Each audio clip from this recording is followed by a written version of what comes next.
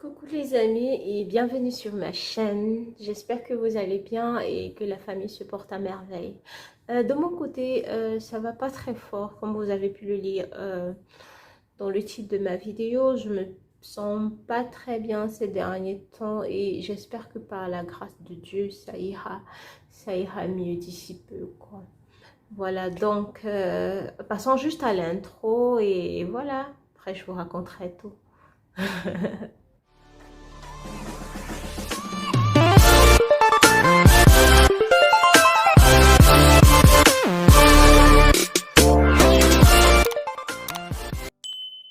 Coucou les amis et bienvenue à ceux qui viennent de me rejoindre. J'espère que vous allez bien et voilà, moi c'est pas la grande forme comme je vous ai dit dès le départ. Donc tout a commencé il y a de cela 4 jours, oui, quand j'étais au boulot. Je me sentais pas très bien. J'avais un peu des maux de tête et je crois que j'avais également les vertiges, oui. Donc une fois que je suis rentrée, je suis passée directement à notre infirmerie.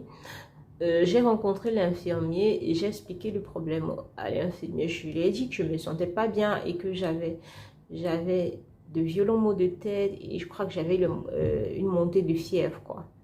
Donc il m'a dit que vu que le médecin n'est pas là, il peut rien me prescrire, mais tout ce qu'il peut me donner, c'est juste des calmants pour mes maux de tête. Donc il m'a donné des Panadol, voilà, à boire. Donc du coup, je suis rentrée dans ma chambre. J'ai pris mes médicaments, je me suis douchée, je me suis allongée. Mais à ce moment, quand je me suis allongée, ma température était vraiment haute. J'avais hyper froid et j'avais de violents maux de tête. Je savais vraiment pas ce que c'était. Bon, c'est vrai que au courant de la semaine, j'avais pas assez dormi. Je dormais pas assez, donc je me suis dit que c'était peut-être les effets du manque de sommeil. Donc, je me suis dit, ok, il n'y a pas de souci. Demain, le lendemain, j'irai à l'hôpital et voilà, rencontrer le médecin et tout. Donc, le lendemain, qui était avant-hier, oui, avant-hier, je suis repassée à notre infirmerie parce que je voulais rencontrer le médecin. Ce matin-là, le médecin était là. Je suis rentrée à l'infirmerie et j'ai été consultée par les infirmiers. Je leur ai expliqué le problème également. Ils m'ont directement fait comprendre qu'il faudrait que j'aille faire un PCR. Le PCR, c'est quoi? C'est un test du Covid, quoi. Donc, du coup, j'ai été un peu inquiète, quoi, parce que je me suis dit, bon, attends, moi, je viens juste pour les maux de tête et la fièvre, mais vous me demandez d'aller faire un PCR. Pourquoi? Il me dit non, maintenant c'est la routine, quoi. Une fois que quelqu'un a les maux de tête ou un début de fièvre, ça fait partie des symptômes du Covid, donc il faudrait que je fasse le test. Je dit ok, il n'y a pas de souci. Donc, 1 heure après, je me suis rendue à l'hôpital pour mon test. Et voilà, j'ai effectué le test que j'ai vraiment, comment dirais-je, eu du dégoût parce que vraiment le test là, c'est la merde. Une fois on t'embibe cette histoire, ce petit bout de coton là à l'intérieur de tes narines, j'ai comme l'impression que ça va directement toucher mon cerveau, quoi. Donc du coup, je suis rentrée de là tellement dégoûtée, ça m'a trop énervée, quoi. Bon, quand je rentrais, le docteur m'a prescrit des médicaments que j'ai pris en rentrant à la pharmacie. Quand je suis arrivée à la maison, voilà, j'ai causé avec mon entourage au téléphone pour leur expliquer la situation. Bon, voilà, comme c'est une maladie, quoi. Je me suis dit que c'est juste une petite fièvre qui va passer, quoi. Et voilà, le lendemain qui était hier, oui, hier, à peine je me réveille, je me rends compte que j'ai toujours les maux de tête. Et j'avais toujours ce petit froid là, avec cette fièvre, cette hausse de température et tout. Donc du coup, j'étais au téléphone, j'étais en train de causer. Directement, mon téléphone vibre au même moment. Je reçois un message. C'est le message de l'hôpital. Le message disait, Mademoiselle Choufi, vous avez effectué votre PCR et le résultat positif. Donc, une fois que j'ai lu positif, mon Dieu, mon cœur battait 1000 à l'heure, comme on le dit généralement. Mon cœur battait, je me suis dit, mon Dieu, j'ai le Covid, j'ai le Corona, je ne sais pas comment ça va se passer. Je vais mourir peut-être ou quoi. J'étais vraiment choquée. J'étais dans tous mes états, quoi. Je sais même pas, je savais pas quoi dire. J'étais vraiment sans mots, quoi. J'étais, oh my gosh. Depuis que cette histoire de Corona a commencé, ça fait pratiquement 1 an. J'ai pas pu avoir le Corona. C'est juste à la fin, quand le Corona est en train de finir, quoi, que moi, j'ai attrapé cette putain de maladie. J'étais dans tous mes états et je me suis dit, oh mon Dieu, qu'est-ce que je sais pas, comment ça va se passer, comment je vais gérer cette situation et tout. J'étais vraiment mal, quoi. Et du coup, 2 minutes après, mon téléphone, il a commencé à vibrer. C'était un appel, quoi. Donc, je décroche l'appel. C'est un appel venant de l'hôpital. L'infirmière me dit, Mademoiselle Sophie, j'espère que vous allez bien. Je dis, oui, je vais bien. Vous avez reçu vos résultats? Oui, j'ai reçu. Malheureusement, vous êtes positif. Je dis, oui, effectivement, j'ai regardé les résultats, je suis positive. Elle me dit, elle me demande si vous êtes déjà en isolation. J'ai dit, oui, en isolation déjà. Elle me demande si c'est chez moi ou bien c'est dans un centre. Je dis, dans un centre. Mais à ce moment, j'étais encore dans ma chambre, quoi. Voilà, donc après, elle a pris certaines de mes informations et voilà. Donc du coup, après ça, j'ai envoyé un message à l'infirmier de notre clinique, quoi, pour lui dire que voilà, je viens de recevoir mes résultats. Après, il me demande, c'est comment? Je lui dis, malheureusement, je suis positif. Puis il me dit, il a t'es où? Je lui dis, non, je suis dans ma chambre. Il me dit, ok, pas de souci, il ne faut pas sortir. Après, je lui demande que, bon, vu que je suis positive, qu'est-ce que je suis censée faire? Est-ce que je dois aller, je dois descendre pour prendre mes médicaments et tout? Il me dit, non, non, non, non, non, on va descendre, tu dois rester dans ta chambre. J'ai dit, ok, il n'y a pas de souci. Puis il me dit, attends, et il va me tenir informé d'un moment à l'autre, quoi. Après, il me rappelle et il me pose certaines questions, quoi, concernant mon entourage, les gens avec qui je travaille, mes collègues, si j'étais proche de mes collègues ou bien si je suis sortie ces derniers temps avec certaines personnes, certains amis, et voilà. Si j'ai touché mes collègues ces 2 derniers jours, 3... Oui, je lui ai répondu et après il me dit, bon, malheureusement, tu peux pas rester dans ta chambre parce que là, tu es souffrante et tu dois aller dans un centre spécialisé pour les malades de Covid. Il me dit que j'irai en isolation pour 10 jours, en confinement pour 10 jours et après cela, si mon état s'améliore, voilà, je pourrais sortir. Donc du coup, ça m'a tellement énervée parce que je voulais pas partir de ma chambre, je voulais juste rester dans ma chambre. Il me dit non, malheureusement, l'État, oui, l'État ne nous permet pas de nous laisser dans les chambres. On doit évacuer dans un centre spécialisé pour malades. Donc, je ne peux pas rester dans ma chambre. Et il me dit, parce qu'à ce moment, il était, je crois, 13 h, oui, 13 h. J'avais pas encore pris mon déjeuner. Il me dit, ok, il n'y a pas de problème. Il va me laisser le temps de prendre mon déjeuner et de faire mes bagages. Comme ça, à 15 h, il viendra me chercher pour qu'on aille dans le centre spécialisé. Je lui ai dit, ok, il n'y a pas de souci. Oui, comme je disais, c'était un autre choc. Et du coup, je me suis posé pas mal de questions. Là, mon Dieu, ça va se passer comment? Je sais pas.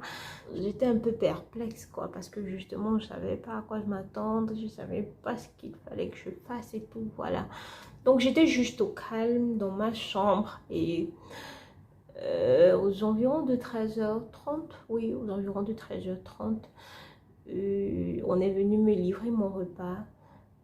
Mon déjeuner que j'ai pris, j'ai bu mes médicaments et voilà, j'ai commencé à faire mon petit sac, quoi, vu que c'était un truc de 10 jours, faut pas que je prenne trop de choses, quoi. J'ai commencé à faire mon petit sac et voilà. Vers 14 h 30, il m'a rappelé, il m'a dit, Mademoiselle Sophie, est-ce que vous êtes prête déjà? Je lui ai dit non, je te fais signe quand je serai prête. Il dit ok, il n'y a pas de souci. Donc, aux environs de 15 h, voilà. Environ de 15 heures, je lui ai envoyé le message, je lui ai dit, bon, je suis prête. Il m'a dit, ok, il n'y a pas de problème, il vient me chercher. Donc, voilà, il est venu me chercher et il m'a ramené dans le centre spécialisé. Heureusement, j'étais pas la seule parce que quand nous sommes arrivés, voilà, l'étage est spécialisé juste pour des malades. Donc, voilà, j'étais vraiment pas la seule. Et voilà, nous sommes une personne par chambre, quoi. Donc là, c'est ce à quoi ressemblent les chambres de malades. Donc, on a juste le lit et voilà, tes médicaments et tes bouteilles d'eau.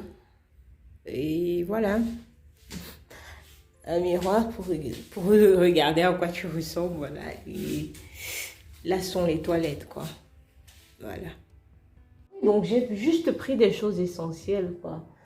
De quoi me vêtir, et voilà, mon laptop.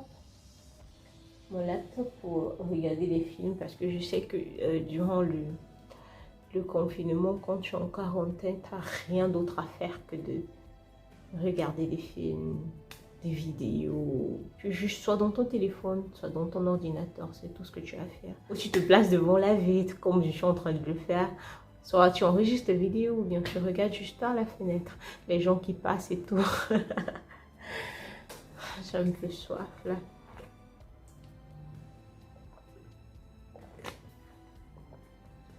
Voilà, donc c'est un peu difficile pour moi parce que généralement je ne prends pas de petit déjeuner. Donc du coup, qu'est-ce qui se passe? C'est quoi? C'est que quand je suis encore dormise, aux environs de 8h30, 8h45, il sonne à la porte. Dino, Dino. Il dépose ton petit déjeuner. Au cas où tu ne prends pas, ils reviennent sonner. Donc du coup, ça me saoule. Chaque fois que je me réveille à cause de mon petit déjeuner, ça me saoule. Et vu que je dois prendre des médicaments matin, midi, soir, j'ai pas le choix, quoi. Je suis obligée de prendre le petit déjeuner et boire mes médicaments. Donc là, je pense que je suis sereine. Et voilà, mon état de santé s'améliore de mieux en mieux, quoi. Parce que je me rappelle la première fois que le jour que je suis arrivée hier soir, vraiment c'était pas la grande forme. Je me sentais pas bien du tout, j'avais toujours cette petite fièvre là et tout. Mais bon, depuis que j'ai commencé à boire mes médicaments, je me sens de mieux en mieux, quoi. Juste les maux de tête qui me dérangent parce que déjà mon sommeil est déséquilibré à cause du petit déjeuner que je dois prendre. Donc, du coup, je me réveille plus tôt qu'auparavant parce que je dois prendre ma douche et après prendre mon petit déjeuner. Donc, je pense que c'est ça qui me donne plus de maux de tête ces derniers temps. Mais bon, à part cela, mon état de santé s'améliore de mieux en mieux, quoi. Donc là, je suis à ma deuxième journée déjà de confinement. De confinement, de quarantaine et tout, quoi. Mais bon, ça se passe pas mal, voilà. Ça se passe pas mal. J'ai reçu mon déjeuner déjà que j'ai pas encore pris. Donc, je le prendrai là d'un moment à l'autre, quoi. Voilà. Et quoi d'autre? Oui, je pense que c'est un peu tout, quoi. Ouais.